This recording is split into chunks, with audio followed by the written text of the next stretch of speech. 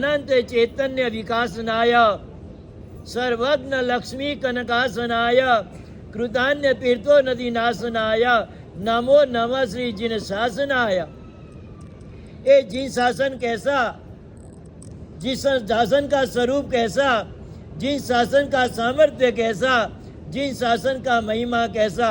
अनंत चैतन्य विकासनाय,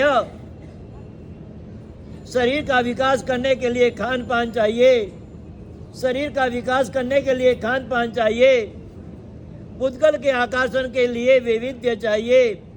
चेतना का यदि विकास करना है तो तीर्थ के सिवाय कोई अपने पास विकल्प नहीं। अनंत चैतन्य विकासनाय, अंदर पड़ा हुआ जो आत्म द्रव्य, अंदर पड़ा हुआ जो ज्ञान द्रव्य, उनके विकास के लिए, उनके ऊर्ध्वीकरण के लिए अपने पास कोई भी माध्यम होए तो जिन शासन के सिवाय कोई विकल्प नहीं। जिस प्रकार दीपक कितना भी तैयार होवे, सोने का दीपक होवे, दिवेट होवे, घी होवे, जहाँ तक अग्नि से प्रज्वलित नहीं करोगे वहाँ तक वो दीपक प्रकाश करने में कोई समर्थ नहीं है। वैसे ही अंदर पड़ी हुई आत्मा की जो ताकत, अंदर पड़ी हुई आत्मा का जो सामर्थ्य, उसको यदि विकास करना है तो जिन शासन के सिवाय कोई अपने पास गुंजाइश नहीं है। अनंत चैतन्य विकासनाय, ये जिन शासन कैसा, एक दीपक जलाने वाला नहीं, अनेक दीपक जलाने वाला नहीं, अनंत अनंत आत्मा के चेतना का विकास करने वाला कोई भी माध्यम होवे तो जिन शासन के सिवाय कोई नहीं। आज शासन की स्थापना होने के बाद कितने सारे आत्मा वीरती धर्म को प्राप्त करके कहां से कहां पहुंचे। माध्यम कौन बना है? ये जिन शासन बना है। सर्वज्ञ लक्ष्मी कनकासनाय, सोने के सिंहासन पे बैठना आसान है, रजत के सिंहासन पे बैठना आसान है, लेकिन सर्वज्ञ लक्ष्मी किसके पास है? तीर्थंकर परमात्मा के सिवाय किसी के पास नहीं। कृतान्य तीर्थो नदी नाशनाय, भगवान के शासन के अंतर्गत जब परमात्मा देशना देते हैं, पाखंडी भी वहाँ आते हैं, भगवान को प्रश्न भी करते हैं, लेकिन उनके शंका का निवारण करने की ताकत सर्वज्ञ जैसे तीर्थंकर के सिवाय किसी में नहीं। सुबह भक्ति पूजा में एक बात कही थी, एक पिता होता है, पुत्र को वारसे में सोना चांदी धन दे के जाता है। लड़के और पोते को कितनी खुशी होती है, मेरे दादा ने वारसे में मकान दिया, जमीन दी, धन दिया, गहना दिया, और वो 7 पीढ़ी तक रहता है, उनको कितना खुशी होती है।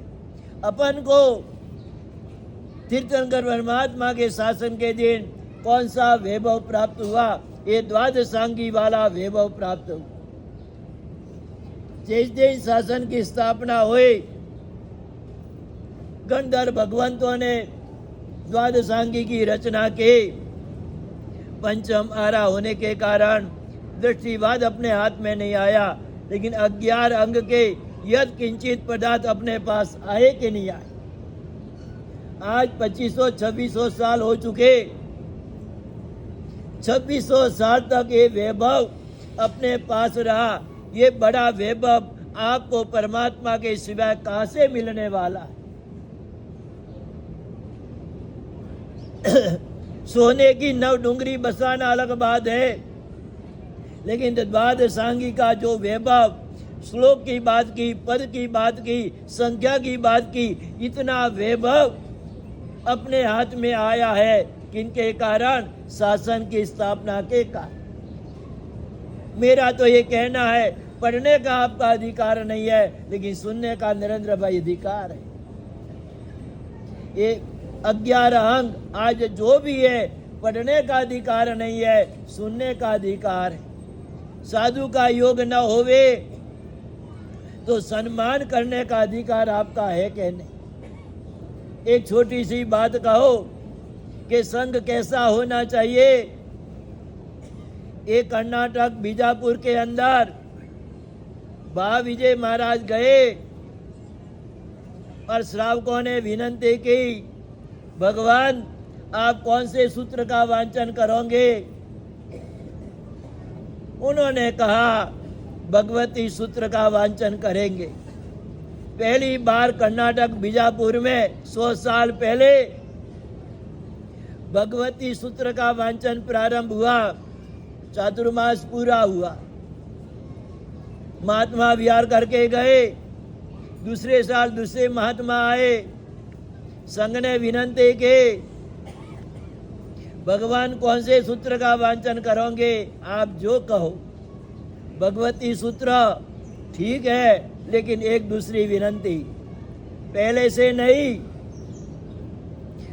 से नहीं 4 महीने में इतना हमने सुनना, उससे आगे का हमको सुनना है।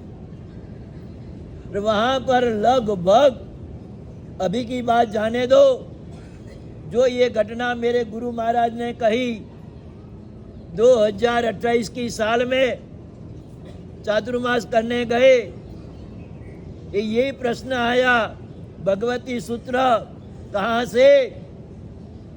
इतने अध्ययन हमने सुने हैं, आगे का अध्ययन आपको सुनाने का। यदि ऐसा श्रावकों के पास वैभव होवे, ऐसा श्रावकों के पास ज्ञान होवे, तो साधु भी सजाग होवे के ना होवे? नहीं तो क्या काल्पनिक दृष्टांत, मीठालाल तुम्हालाल करके तुमको खुश कर दिया, ताली बजा दी, प्रवचन हो गया पूरा। ये वैभव आप तक पहुंचाने हैं तो आपको भी ज्ञान रसिक बनना पड़ेगा, क्योंकि शास्त्र की बात सुनाने का अधिकार हमको मिला है, लेकिन सुनने का अधिकार आपको मिला है। तो लगभग वहाँ के जो भी श्रावक, उन्होंने ये विनंती, ये ध्यान रखा। वो जमाने के जो अध्यक्ष थे गणपत सेठ, बाबूभाई संघवी, उनके मुख से सुनी हुई ये घटना, तब अपन को लगे। दूसरी बात कह दो, श्रावक कैसे होते हैं? राजनपुर में चातुर्मास था, आचार्य भगवान प्रवचन दे रहे थे, सदमस्त है, बोलने में भूल हो सकती है। जैसे भूल हुई, एक श्रावक विनती बनते, आपने जो प्रकाश किया पुनः प्रकाश हुआ, आपने जो परूपणा की पुनः परूपणा करो। वैसे उनको लाइट हुई कि मैंने कुछ भूल की है। श्रावक ने कितना ध्यान से देखा, कितना ध्यान से सुना है, और उसी समय सदमस्त है, क्षति हो गई, और अपनी भूल स्वीकारी और सही बात आगे की। तभी अपन को कहना पड़े, आज के दिन अपने हाथों में कितना सारा वैभव आया, लेकिन वो वैभव को हो सके तो सुनने का रखना चाहिए, सम्मान देना चाहिए, सुरक्षा करनी चाहिए। ये 21,000 वर्ष तक, ये आज के लिए 2500-2600 वर्ष नहीं, 21,000 वर्ष तक ये वैभव अपने पास में रहेगा। अंतिम पंचमारा पूरा होते हुई मात्र एक 10वें कालिक सूत्र अपने हाथ में रहेगा। जैसे भगवान ने स्थापना की, उस समय इतना सारा विशाल था, और 2600 साल में कितना छोटा हुआ, आगे जाते जाते जाते कितना होगा।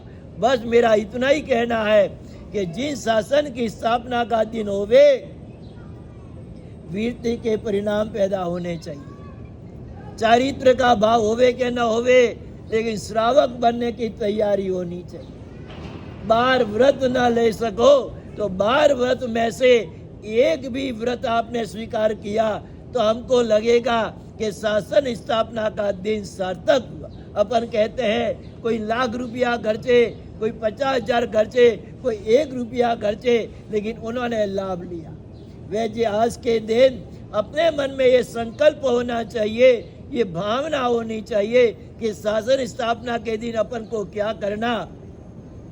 कम से कम सामायिक पोषण, गणधर देववंदन, और वो भी ना हो सके तो 12 व्रत में से एक भी व्रत अपन स्वीकार करे और आत्मा का कल्याण करे। इस तरह शासन की स्थापना, और साथ में जीवन में एक ध्यान रखना कि शासन क्या है। आत्मा का अनुशासन करवाए, उसी का नाम जिन शासन।